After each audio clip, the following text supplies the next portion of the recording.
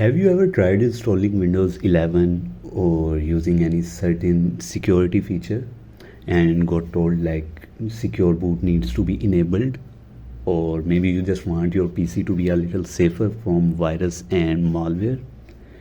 The good news is secure boot is already built into your PC and you just need to turn it on. In this video, I'll show you how you can check if secure boot is enabled and how you can turn it on. And don't worry, I'll keep it super simple and you don't need to be a tech expert to follow these steps. So step 1 is to check if secure boot is already enabled, and for that you can press Windows plus R, then type MSINFO32 and hit enter. In the system information window, look for secure boot state. If it says on, you are good and nothing more to do. And if it says off or unspotted, then you can just follow the next step. Then you can just click start and then power, and while holding shift you can click restart. Your PC will reboot into the blue menu. You have to click troubleshoot, then advanced options, then UEFI framework setting, and then restart.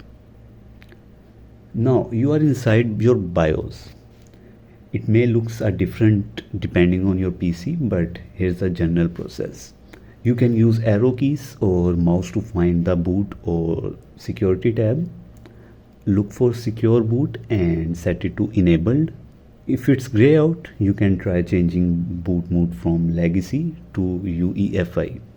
And if you have installed Windows in legacy mode, switching to UEFI could stop Windows from booting, and only change this if you know your system supports it or you have installed Windows in UEFI mode.